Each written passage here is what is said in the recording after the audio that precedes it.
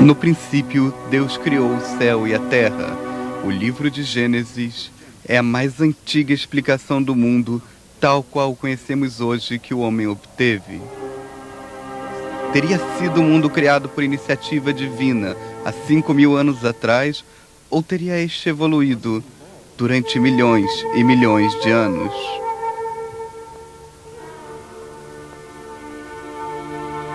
É este o local original do Jardim de Éden, entre o Vale do Jordão e Beit Shan? Ou em algum lugar entre o Tigre e o Eufrates? Ou será que ele nunca existiu?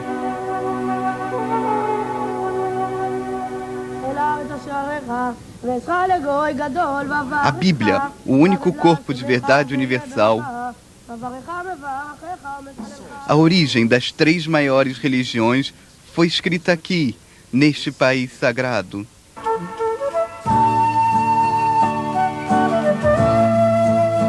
Não há nenhum país no mundo tão rico em contrastes ou tão variado em aparências e atmosferas como a diminuta terra de Israel. A Terra Santa oferece uma quase ilimitada esfera de atrações para o visitante de qualquer parte do mundo, seja qual for sua crença ou cultura. Aqui encontram-se os cenários e os panoramas, os próprios lugares e terras onde ideais eternos foram concebidos. Aqui você pode observar grande parte dos mais importantes monumentos da história. Ruínas devastadas pelo tempo, fortalezas magníficas erigidas por reis e imperadores, estradas e campos de batalhas nos quais o destino de nações foi selado.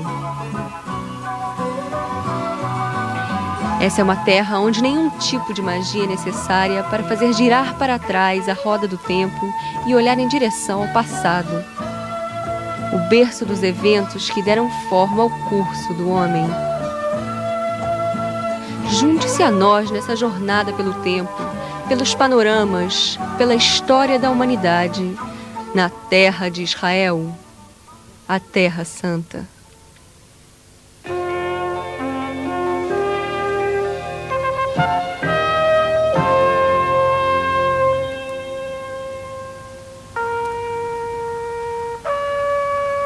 Uma solitária família instala-se junto a um poço. Abraão, sua mulher Sara e a serviçal egípcia destes, Agar. Mais tarde, Agar tornar-se-á a mãe de Ismael, filho de Abraão, o patriarca do povo árabe. O deserto é a residência natural dos beduínos. A vida nômade desse povo é reminiscente da forma que nossos patriarcas, Abrão, Isaque e Jacó, viveram há mais de 3.000 anos atrás. Preservando seus costumes e tradições antigos, os beduínos vivem a apenas alguns quilômetros de distância da cidade moderna em pleno século XX de Beersheba, a capital nas estradas para o Negev. Em Israel, onde as descobertas arqueológicas são eventos comuns durante a construção de edifícios, Beersheba é assim denominada em virtude de antigo lugar, Poço do Juramento. Aqui você provavelmente beberá um milkshake onde Abraão costumava ordenhar sua cabra. E quando Abraão tinha 99 anos, o Senhor apareceu a Abraão e disse-lhe: Eu sou o Deus Todo-Poderoso. Andai à minha frente e serás perfeito.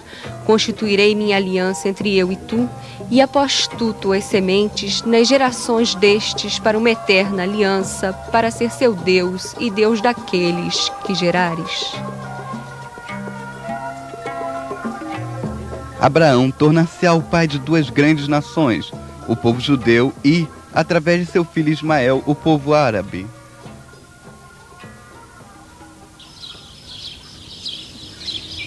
Quando o sol de meio-dia bate impiedosamente nas planícies de Mamre, Abraão abriga-se sob este carvalho, hoje com 4.000 anos de idade.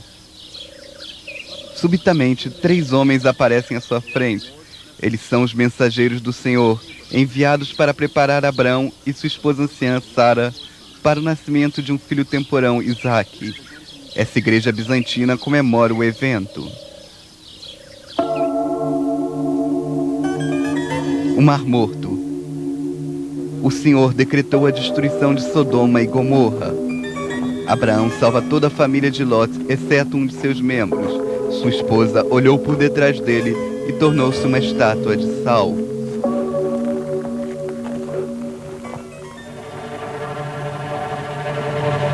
A fé de Abraão no Senhor é posta à sua mais difícil prova, quando o Senhor ordena-lhe que sacrifique seu querido filho Isaque no Monte Moriá. Conduzindo o pequeno grupo sobre um asno, seu filho e serviçais seguindo a pé. A madeira para o altar sacrificial é levado pelo próprio Isaque. Quando Abraão levanta a faca para matar seu filho, um anjo do Senhor chama-o dos céus. Não desças sua mão sobre o mancebo, pois agora eu sei que temes a Deus. É aqui, no Monte Moriá, que após mais de 1000 anos foi construída a casa de Deus. Neste mesmo lugar, aonde a fé de um homem foi posta à prova por Deus. E esta não é de forma alguma a última. Kiriat Arba encontra-se ao sul de Jerusalém. Kiriat Arba, também conhecido como Hebron, foi pela primeira vez mencionado em Gênesis. Estes são os novos bairros da cidade.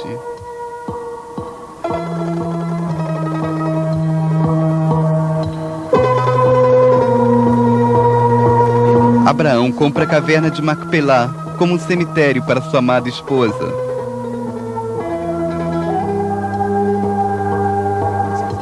Uma vez adquirida, torna-se a catacumba familiar dos patriarcas e seus descendentes, Isaque, Jacó e suas mulheres.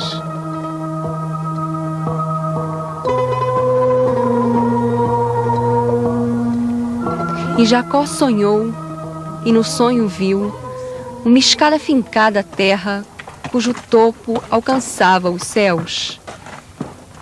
E viu os anjos de Deus subiam e desciam nesta.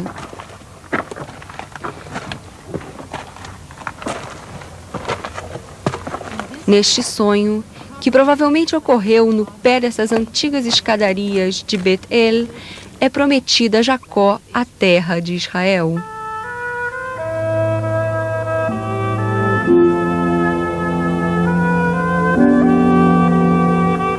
Alguns dias após este significativo evento, Jacó encontra sua futura esposa, Raquel, ao lado de um poço.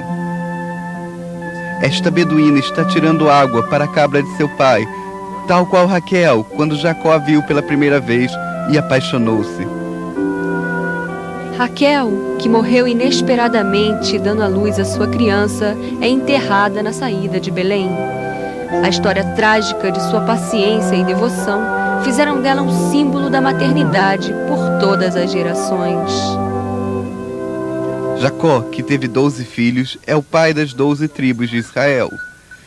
Um de seus filhos, José, tornou-se soberano no Egito e o braço direito do faraó.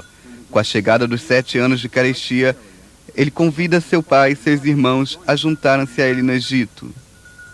José morre no Egito. Seu caixão é levado pelos filhos de Israel durante o êxodo para ser reenterrado aqui, junto a Nablus.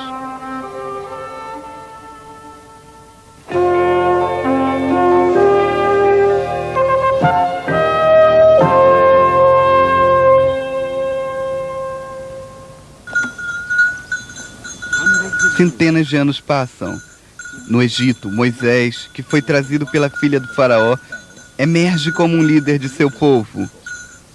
Os filhos de Israel já não são mais livres. Eles são oprimidos pelo regime faraônico e são obrigados a construir enormes cidades de tesouros para os egípcios. Precisa um mestre espiritual que introduza o monoteísmo no mundo para livrá-los da escravidão. Ele agora conduz os israelitas para o deserto do Sinai, para lá vagar durante 40 anos até que tornem-se uma nação de homens livres. Aqui, no Monte Sinai, com 600 mil homens e mulheres vivos como testemunhas, os 10 mandamentos são entregues. Eu sou o Senhor vosso Deus, que vos livrou da escravidão na terra do Egito. Recordarás o dia de sábado e guardarás sua santidade. Pois o Senhor vosso Deus vos trouxe a uma terra boa, terra de córregos d'água, fontes e mares que jorram dos vales e das montanhas, uma terra de trigo e cevada, vinhedos e figueiras e romeiras, uma terra de azeite, oliveiras e mel. E Moisés subiu das planícies de Moab até a montanha do Nebo, e o Senhor disse a ele: Esta é a terra que prometi a Abraão, a Isaque e a Jacó. E te faço vê-la com os teus olhos, mas nela não entrarás.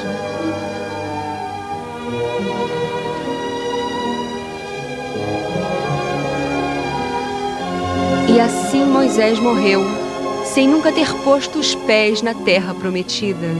Ele é enterrado em Moab, na Transjordânia, mas ninguém sabe até hoje exatamente aonde. A rota dos israelitas na terra prometida os conduz através do rio Jordão, o maior obstáculo a ser ultrapassado. Moisés está morto, mas quando os sacerdotes que levam a Arca da Aliança pisam sobre o Jordão, as águas secam e os israelitas passam sobre o solo seco, um sinal de que Deus continua ao lado de seu povo e de seu novo líder, Josué.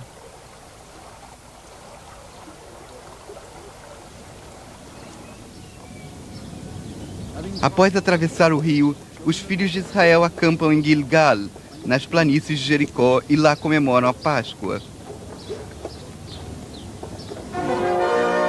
De Gilgal, eles continuam para Jericó, cujas escavações estamos vendo agora. Por 6 dias, os sacerdotes circundam a cidade, carregando a Arca da Aliança. No 7º dia, soam as cornetas e os muros da cidade desabam. Os reis cananitas juntam suas forças contra o poderoso invasor e a batalha desenrola-se por todo o dia, da cidade de Gibeão até o vale de Aialon. Hoje em dia, o grande monastério dos padres trapistas, que produzem seu próprio excelente vinho, comanda a paisagem, onde há 1000 anos atrás Josué deu o comando. Sol, permaneças de pé sobre o Gibeão, e tu, lua, no vale de Aialon.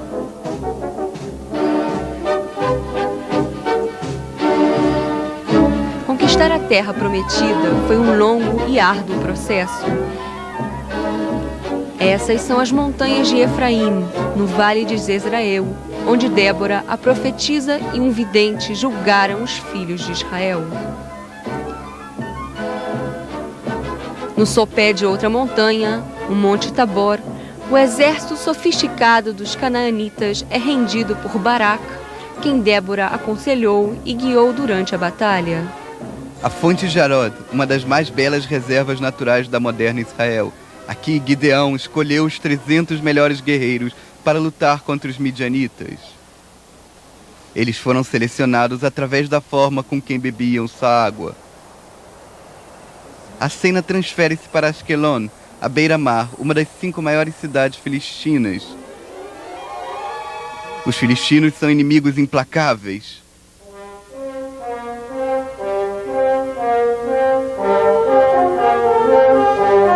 Um herói legendário aparece, Sansão, um homem cuja imensa força é dedicada a Deus do ventre de sua mãe. Sansão espalha o terror e a devastação entre os filistinos até que sucumbe frente à malícia de Dalila, uma cortesã filistina a quem ele revela o segredo de sua força. Ele é capturado e seus olhos são arrancados. Mas nesta fábula maravilhosa sobre a força física e espiritual, ele é redimido pela fé. Prisioneiro no templo filistino, ele arranca as 2 colunas principais e toda a extensão do teto desaba sobre a multidão. E assim, os mortos que ele matou à sua morte foram mais dos que ele matou em sua vida.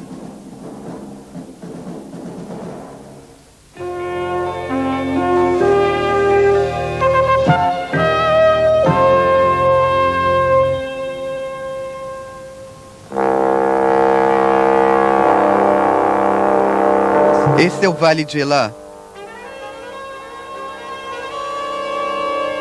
Aqui, nas mais baixas das montanhas de Judeia, um exército israelita liderado pelo rei Saul enfrenta novamente os filistinos. Essas antenas gigantes, os meios de comunicação de Israel com o mundo, estão localizadas onde o gigante aterrorizador chamado Golias desafiou a força israelita. O desafio é aceito pelo jovem desconhecido Davi. Julgando a realidade pela aparência, Golias ridiculariza o jovem que ousa enfrentá-lo. E Davi leva sua mão a seu bolso e de lá tira uma pedra que lança com seu estilingue e golpeia o filistino em sua testa, e ele cai com sua face na terra. Davi ascende de sua posição do mais novo irmão que cuida da cabra de seu pai e é eleito por Deus para tornar-se um rei.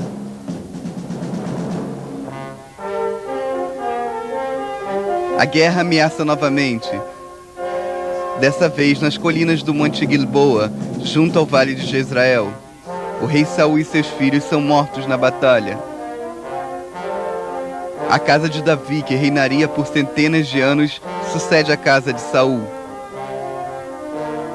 Uma das primeiras realizações de Davi como rei é a conquista de Jerusalém, a cidade dos Jebusitas. Então Davi lutou no forte e o chamou a cidade de Davi. Com o estabelecimento da nova capital, Davi traz a Arca da Aliança, que estava guardada na Judéia, para a cidade, e seu filho, o rei Salomão, constrói uma casa em nome do Senhor, o primeiro templo que permaneceria ali durante 1000 anos. Desde então, Jerusalém tornou-se o maior símbolo de glória e poder real para todos os judeus do mundo. Uma cidade onde os feitos do passado emergem com os últimos dias do futuro, quando as nações farão de suas espadas relhas de arado e não irão mais à guerra. Por 3000 anos, desde que Davi entrou pela primeira vez na cidadela para estabelecer seu reinado, até hoje ela permaneceu e permanecerá Jerusalém de ouro.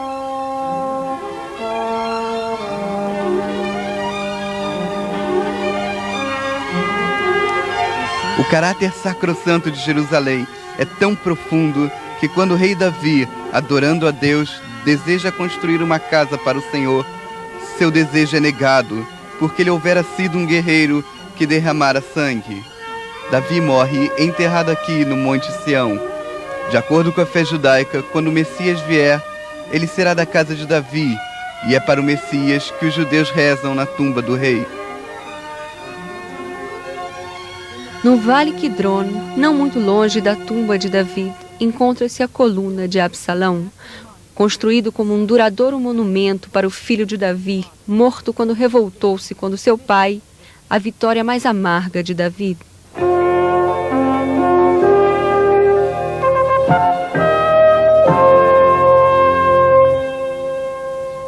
Tão logo seu governo é estabelecido, o rei Salomão começa a construção da casa do Senhor, onde a Arca da Aliança será guardada. Seu império agora estende-se ao longe. Ele se aproveita de seu controle do porto de Jafa, pelo qual lhe traz os melhores materiais encontrados no mundo nesta época.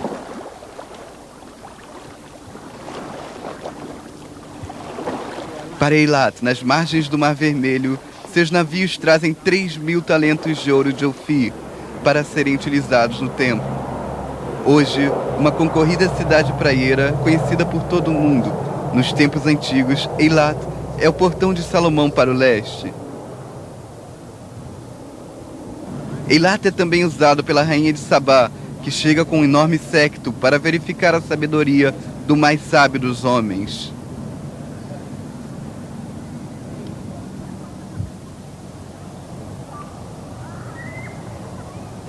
Então, Salomão começou a construir a casa do Senhor em Jerusalém, no Monte Moriá. Um altar permanente é construído no mesmo local onde Abraão havia recebido a ordem de sacrificar seu filho para o Senhor. E a casa que o rei Salomão construiu para o Senhor tinha 60 cúbitos de comprimento e 20 cúbitos de largura e 30 cúbitos de altura. E o oráculo ele preparou dentro da casa para lá colocar a arca da aliança do Senhor. Então Salomão revestiu a casa por dentro com puro ouro. Também todo o altar que estava junto ao oráculo, ele o revestiu com ouro. Então terminou-se todo o trabalho que o rei Salomão fez para a casa do Senhor. Então Salomão reuniu todos os anciãos de Israel e os chefes das tribos, e os sacerdotes trouxeram a arca da aliança do Senhor a seu lugar, no oráculo da casa, o mais sagrado lugar. Finalizando os trabalhos do templo, Salomão devota sua riqueza e sua atenção para outras construções. Ele constrói 3 aquedutos nos jardins reais, nos arredores de Belém, para servir de reservatórios da preciosa água da chuva para o povo de Jerusalém. A cidade de Meguido, que é essencial para a defesa do reino, é sumamente fortificado. E palácios e fortificações são construídos ali por ordem do rei.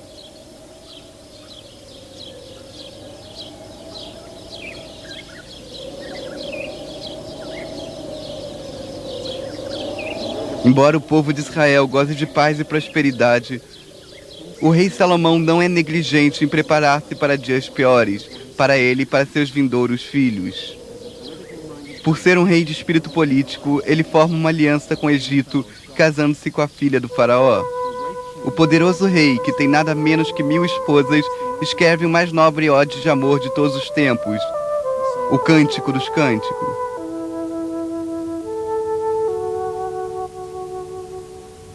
Eu sou a rosa de Sharon e o lírio dos campos. E como o lírio dentre os espinhos, assim é meu amor entre as filhas. Olhai, és formosa, meu amor. Olhai, és formosa, tens olhos de pomba entre as mechas desse cabelo, lã das ovelhas que despontam no monte Gilad.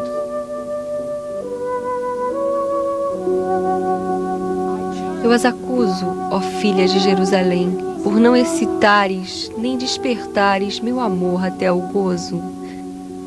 Como é belo o seu amor, minha companheira. Quão melhor é seu amor que o vinho.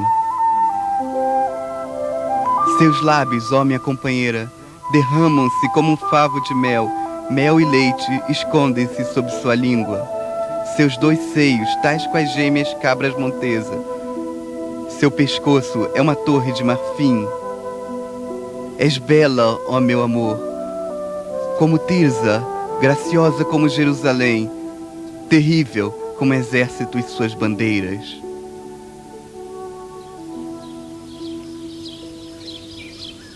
A era de paz encerra-se.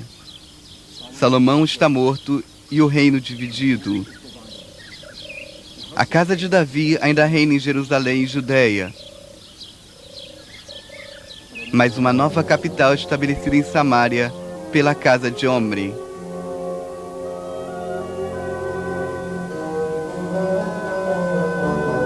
Seu filho, o rei Ahab, fortifica em beleza a cidade, realçando-a com templos para a adoração de deuses estrangeiros.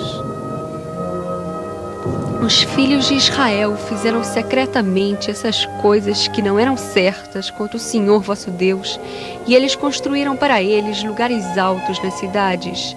Eles colocaram imagens e ídolos em todas as colunas e sob qualquer árvore verde. Esses ídolos ainda podem ser vistos em Meguido e na área de Bânias.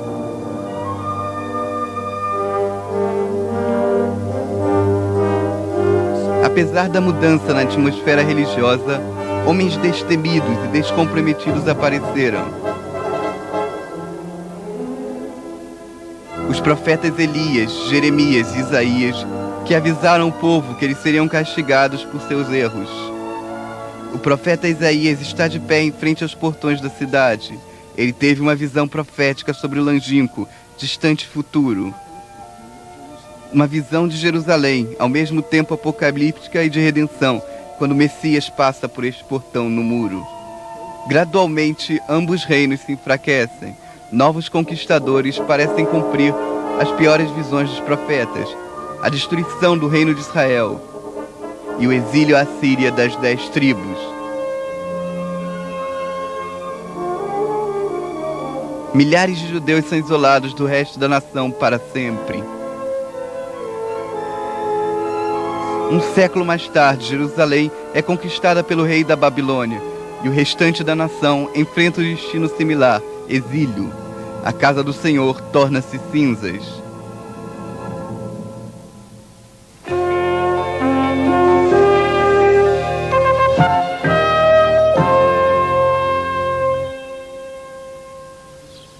Essa caverna serve de esconderijo ao rei Zacarias na sua fracassada tentativa de fugir da Jerusalém sitiada. Os filhos de Israel choram por sua fé. Hoje em dia, eles lamentam a destruição do templo, o seu último vestígio, o seu muro oriental. Em tempos longínquos, eles sentavam à margem dos rios da Babilônia, na remota Síria, chorando e rezando por Jerusalém. E o profeta Ezequiel conta sobre sua visão. Mal sabe ele que ela consolaria seu povo por milhares de anos.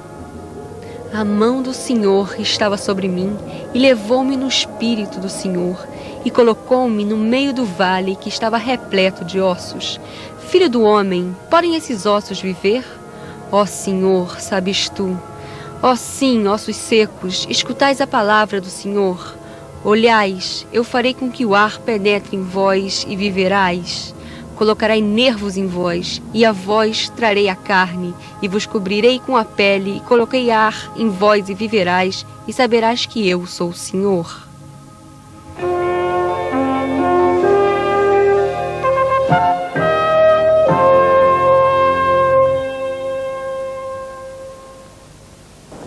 Quinhentos anos separam o Novo Testamento do Antigo.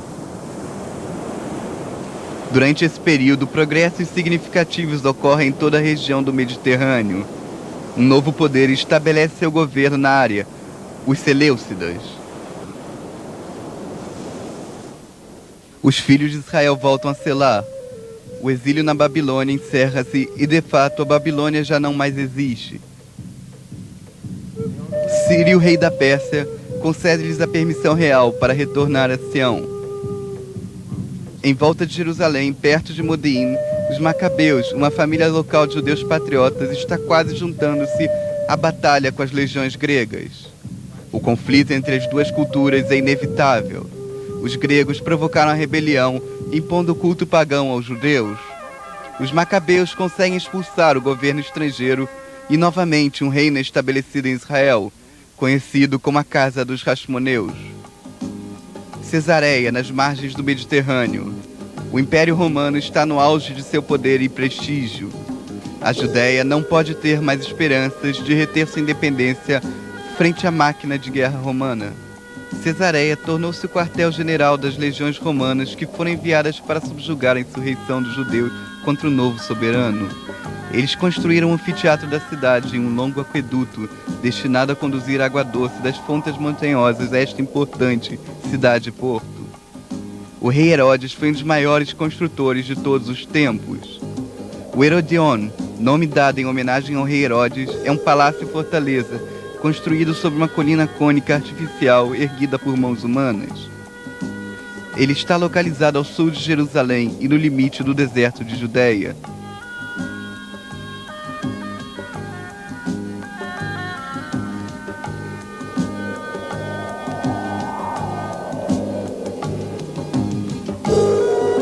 O rei Herodes é nomeado pelos romanos.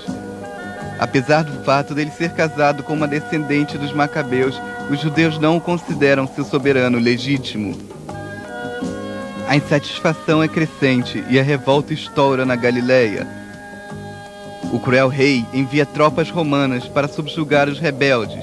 Esta montanha, Monte Arbel, testemunha a batalha impiedosa, onde as tropas romanas arrancam os revoltosos destas cavernas, usando longos ganchos e lançam-nos pelo penhasco. Então o rei, sob temor de ver sua vida ameaçada, ocupa-se fortificando os maravilhosos palácios que construiu ao longo do país para seu lazer e proteção. Como empenho para agradar seus súditos insatisfeitos, este formidável arquiteto reconstrói o templo em Jerusalém. Hoje só o muro ocidental restou deste magnífico lugar, a segunda casa do Senhor. Mesmo na época moderna, o tamanho gigantesco das pedras e a forma como foram trazidas e colocadas umas sobre as outras para sustentar a construção é surpreendente. Herodes também constrói Massada, no deserto de Judeia. Originalmente programado para ser um palácio de veraneio à beira do Mar Morto, ele tornou-se um dos mais pungentes símbolos da resistência judaica da história. Mais uma vez, os judeus são divididos. A nação está separada entre facções e rivalidades políticas. Um desses grupos, a seita de Qumran, vive aqui, no deserto de Judeia.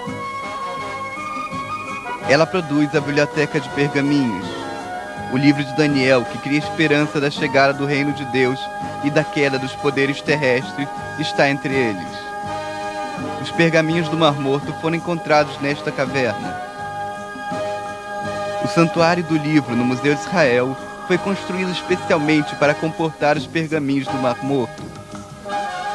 O teto do santuário representa a tampa dos jarros de argila onde esses pergaminhos foram descobertos. Nesta época, nasce uma criança chamada Jesus.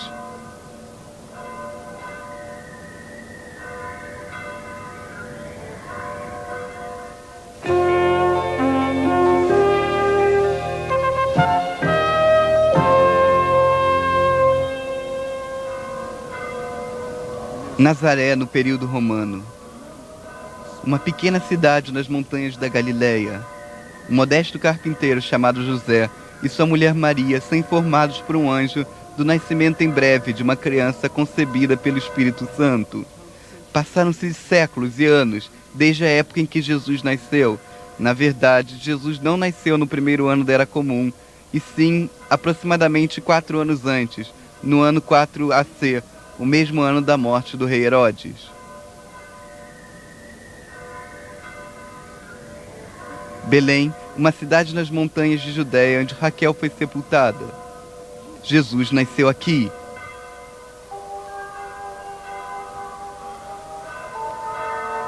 Seu nome será chamado Admirável Conselheiro, Poderoso Pai. Quando o rei Herodes escutou que o novo rei dos judeus havia nascido, ele ordenou o assassinato de todas as crianças recém-nascidas de Belém, e outras versões dizem em todo o seu reino. Jesus foi salvo, pois sua família foi alertada a tempo de deixar o país.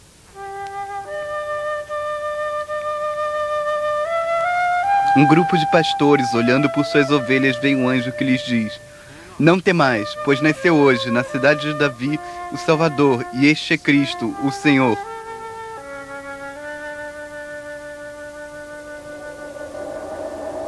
Um árido deserto junto ao Mar Morto. Uma região estéril e pouco hospitaleira onde Davi uma vez ocultou-se de Saul. Aqui eremitas e fugitivos da lei sempre encontraram santuário e reclusão. No local onde o Rio Jordão encontra-se com o Mar Morto, João Batista prega. Pessoas de todas as partes do mundo vêm confessar-se e batizar-se. Vindo da longínqua Galileia, está entre eles o jovem Jesus. João sabe que é apenas um mensageiro.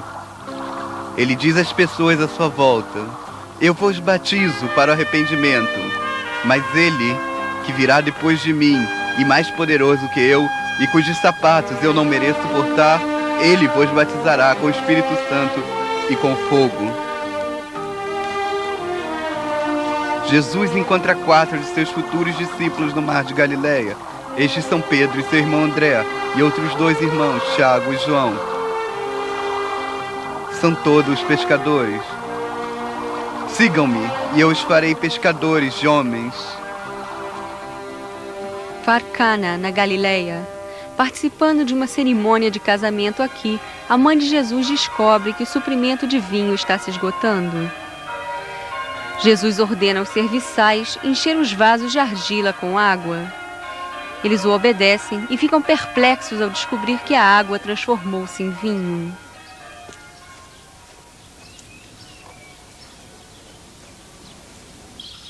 Eles o seguem até Capernaum. Lá, eles assistem um serviço religioso na sinagoga, onde Jesus cura um homem possuído por um espírito maligno.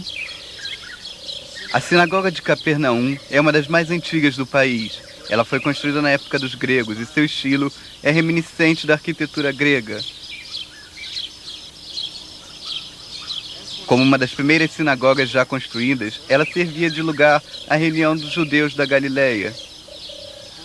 Durante o serviço, o livro da Torá era colocado em frente à congregação, que rezava olhando em direção a Jerusalém, como os judeus ainda o fazem no mundo inteiro.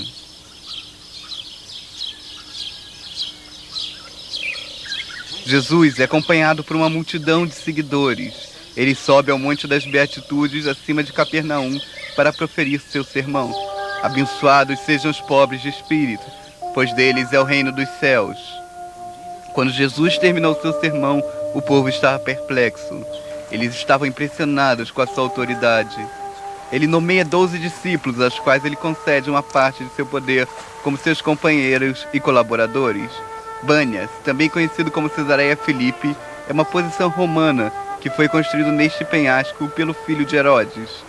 Aqui, nessas cascatas, com a vista para o grande penhasco, Jesus cogitou se seus discípulos acreditavam que ele fosse o Messias. Essas cascatas provêm água para os rios, que são as fontes do Rio Jordão.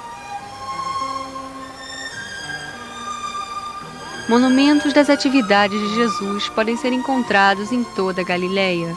Muitas igrejas, como por exemplo a Igreja Bizantina, na margem oriental do Mar da Galileia, foram construídas através dos séculos para celebrar a sua presença. A oeste do Mar da Galileia e contemplando do alto do Vale de Jezreel, pode-se ver o Monte Tabor. Ele ergue-se no meio do vale onde Débora, a profetisa, lutou e venceu milhares de anos antes do nascimento de Cristo. Esta igreja franciscana foi construída sobre as ruínas de uma antiga igreja bizantina do século IV. A transfiguração de Jesus deu-se aqui, diante de Pedro, Tiago e João. Lá surgiram diante deles os maiores profetas, Moisés e Elias. Desde então, esta montanha sagrada é chamada o Monte da Transfiguração.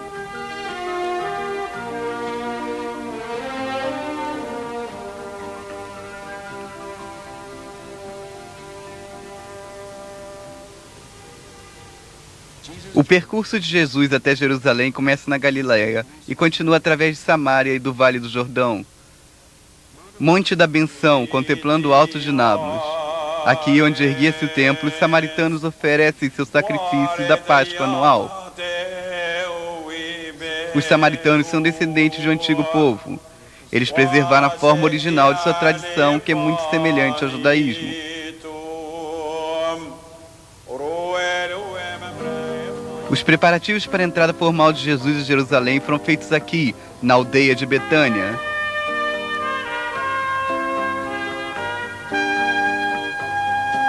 Jesus desce o Monte das Oliveiras, seguido por uma imensa multidão que o louva. Abençoado seja ele que vem em nome de Deus. Jesus entra pelo portão oriental e dirige-se diretamente ao templo. Está escrito: minha casa será chamada casa de oração, mas vocês a tornaram um covil de ladrões.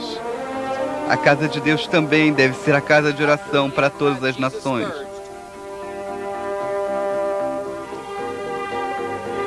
A ceia de Páscoa deve ser servida no quarto superior em Monte Sião, onde está sepultado o rei Davi. A festa comemora o êxodo dos judeus do Egito. Enquanto Pedro e João estão a caminho do Monte Sião, Judas Iscariotes está a caminho do sumo sacerdote. Quando a ceia termina, eles andam pelo vale de Quidron e por Getsêmani. Aqui, no jardim, em volta da igreja franciscana, Jesus sente que seu fim está próximo. Uma multidão de soldados liderados por Judas cruzam o jardim e prendem Jesus. Estas antigas oliveiras estão aqui há centenas de anos e muitos acreditam que elas tenham testemunhado a época de Jesus.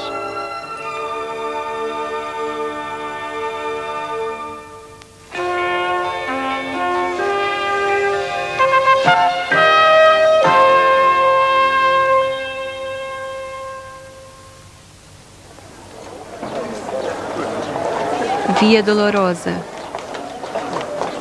É sexta-feira e Jesus, vestido com um traje púrpura, é guiado pela cidade. A procissão passa por 14 estações, sendo uma delas este monastério de Este Homo. Olhai o homem. A multidão segue-o cantando: Salve, Rei dos Judeus! Deixai-o ser crucificado! Deixai-o ser crucificado! Finalmente, eles atingem o lugar do crânio, conhecido em hebraico como Golgota, onde Cristo é crucificado. No momento em que o judeu de Nazaré morre na cruz, nasce o fundador do cristianismo. A Igreja do Santo Sepulcro é a mais sagrada do mundo cristão. Jesus foi despido de suas vestimentas numa área agora cercada pela igreja e foi cravado na cruz onde morreu. Seu corpo foi tirado da cruz e colocado aqui, de acordo com a tradição católica, no sepulcro.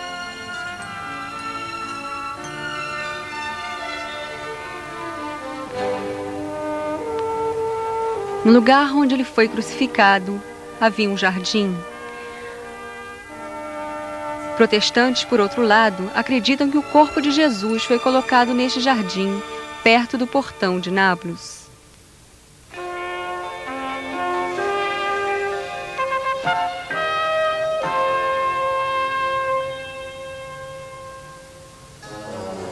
A destruição do segundo templo, a destruição total de Jerusalém e o exílio da nação judia é muito mais trágico e aterrorizador do que foi previsto.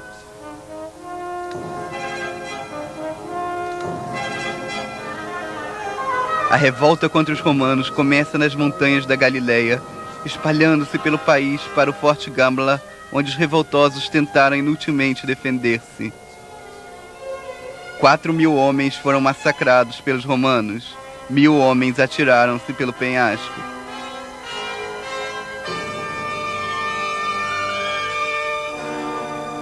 A insurreição culminou na maior tragédia judaica de todos os tempos até o Holocausto. Massada, situada a 400 metros sobre o Mar Morto, foi construído e fortificado pelo rei Herodes como lugar de refúgio contra uma possível insurreição judaica, ou pior ainda, contra uma invasão egípcia liderada por Cleópatra, rainha do Egito.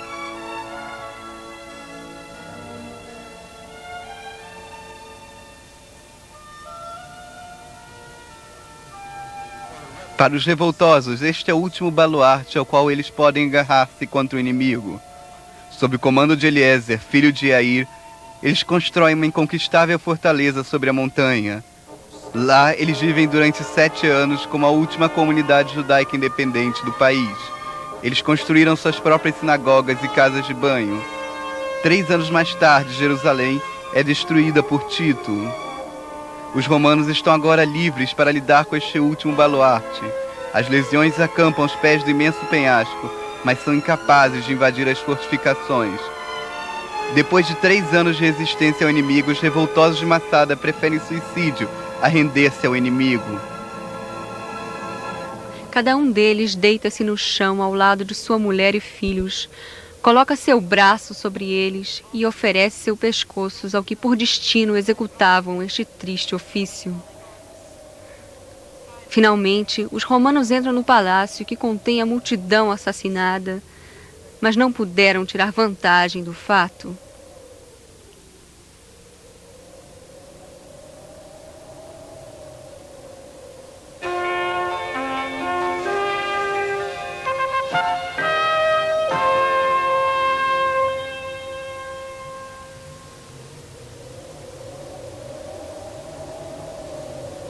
Avdat foi inicialmente construída pelos nabatianos, árabes nômades que a tornaram uma cidade comercial. Era uma importante estação na antiga estrada para Eilat e de Eilat para o Oriente Longínquo. Nesta época, os romanos já aceitavam o cristianismo. Sob o domínio romano, a deserta cidade de Avdat foi construída novamente. A igreja de São Teodoro, que vemos aqui, é uma relíquia deste período. São Teodoro foi um mártir grego do século IV.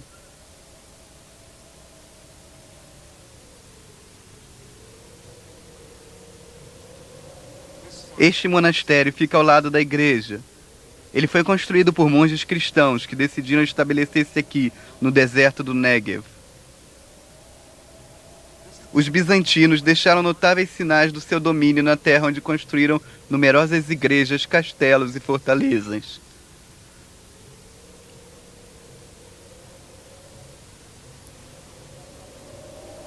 Porém, restaram sempre alguns judeus do país, tentando preservar sua tradição.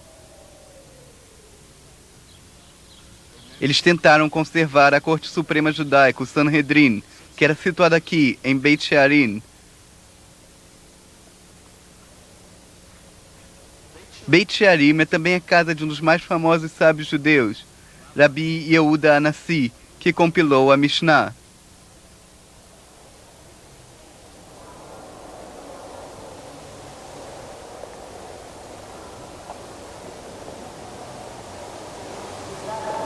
Aqui ele foi sepultado com seus 2 filhos. Caixões de pedra gravados com vários motivos nas câmaras das catacumbas. Este piso do mosaico, com a inscrição em hebraico, paz para todo Israel, foi encontrado numa sinagoga perto de Jericó. Esta construção é muito antiga, nos provendo mais uma vez a prova de existência de judeus nesta terra através dos tempos.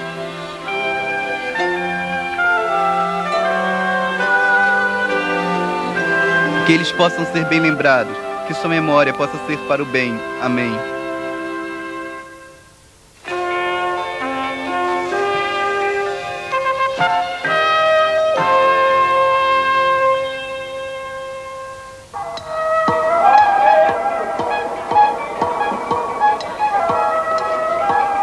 Os muçulmanos conquistam o país. Descendentes do profeta Maomé propagam suas palavras e o islamismo torna-se a religião do Oriente Médio.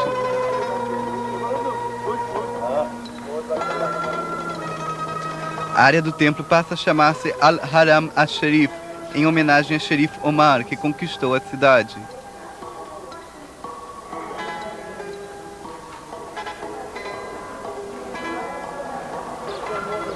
A lenda muçulmana clama que Maomé ascendeu ao céu deste lugar. A octagonal mesquita da Rocha, a mais bela mesquita do mundo islâmico, foi construída por Abdel Melek. A mesquita está localizada sobre a rocha do qual Maomé foi levado ao céu. Jerusalém e a área do templo são considerados lugares muçulmanos sagrados, inferiores só à santidade de Meca e Medina, na Arábia Saudita. Jerusalém, chamada de Alea Capitolina, na época romana, torna-se El-Quds, o santuário sagrado.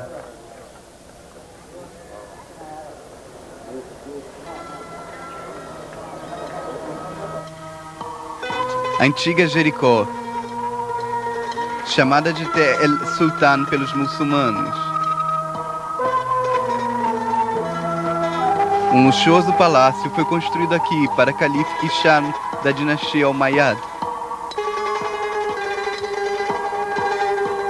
Damasco, a capital de Umayyad, está distante, na Síria, e o palácio de Jericó é usado como refúgio de inverno para os governantes muçulmanos. Durante o domínio muçulmano, várias mesquitas foram construídas através do país, particularmente nas cidades importantes, como Hebron e Jerusalém, acrescentando novos lugares de importância religiosa.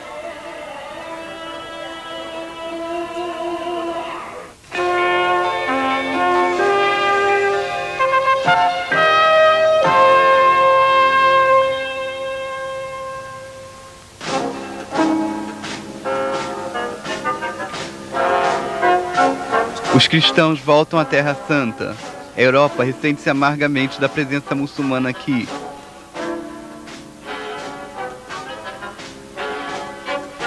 As cruzadas são lideradas por Ricardo Coração de Leão e o rei Gottfried, junto com tropas francesas, alemãs e inglesas. Esta fortaleza, Belvoir, foi sagazmente assim chamada pelos cruzados franceses que a construíram. A fortaleza possui uma vista abrangente sobre os seus arredores, o Vale do Jordão e as montanhas de Gilad na Transjordânia. Mas o país nunca foi abandonado pelos judeus. Várias comunidades ainda existem em Jerusalém e Hebron, em Tiberíades, na Galileia e em Tzfat, o centro do misticismo judaico, a Kabbalah.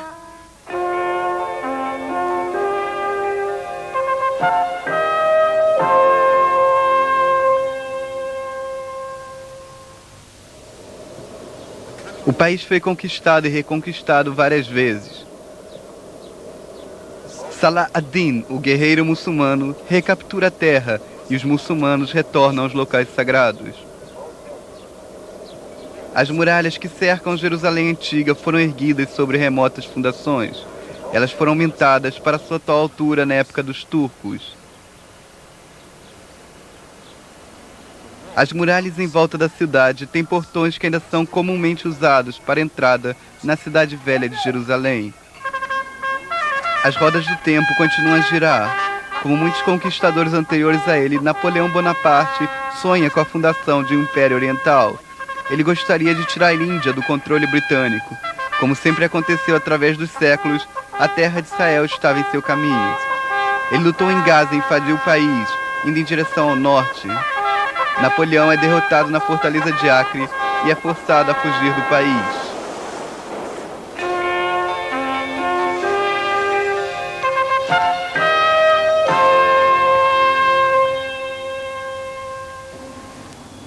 Jerusalém, o primeiro bairro judaico fora do limite das muralhas da Cidade Velha, foi construído por iniciativa de Sir Moisés Montefiore. Assim nasceu a Jerusalém moderna. Ela logo expandiu-se, superando a Cidade Velha em tamanho.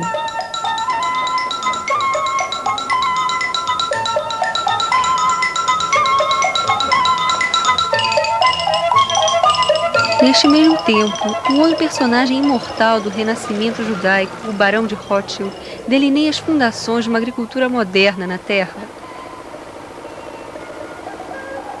Zichron Yaakov, estabelecida neste período, é a primeira colônia agrícola judaica.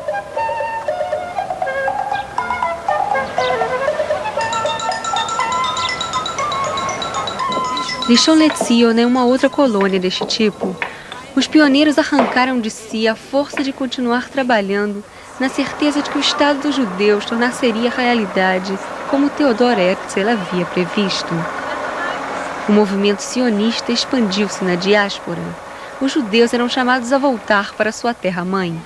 Primeira Guerra Mundial. A terra que ainda é governada pelos turcos encontra-se em plena agonia de guerra. Finalmente, o general britânico Allenby invade Israel e entra na Cidade Velha pelo portão de Jaffa, iniciando assim a era do mandato britânico.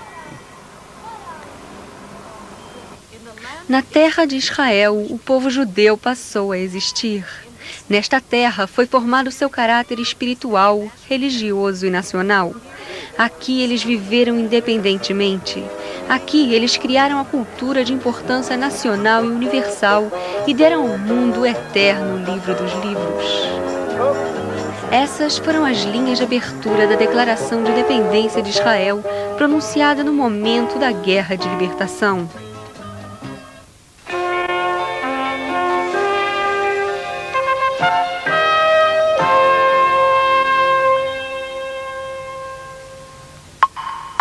Um dia após a declaração de independência, estoura a Guerra da Libertação. O país está sitiado. Yad Mordechai, um recente kibbutz no sul, habitado por sobreviventes do Holocausto, é destruído. Os poucos guerreiros resistem aos ataques do exército egípcio e suas divisões blindadas. Yad Mordechai torna-se o símbolo da determinação heróica.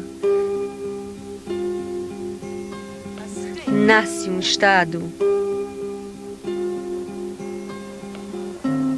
A terra de Israel é o lugar de interseção do Oriente e Ocidente, de Norte e Sul, velho e novo, do religioso e do secular. Aqui misturam-se tradição e cultura, absorvem-se o passado e futuro, coexiste sonho e realidade. Esta terra, que significa tanto para tantas pessoas através do mundo inteiro, torna-se o ponto de fusão do qual uma palavra surgirá: paz. Nesta terra, profetas das três mais importantes religiões do mundo vagaram e pregaram. Deixemos que a mensagem de esperança escrita por Isaías seja transmitida desta cidade eterna, de onde ele dirige-se ao mundo com esta predição. E o lobo habitará com a ovelha, e o leopardo deitará com a criança, e o bezerro e o jovem leão, e o cordeiro juntos, e uma pequena criança os guiará.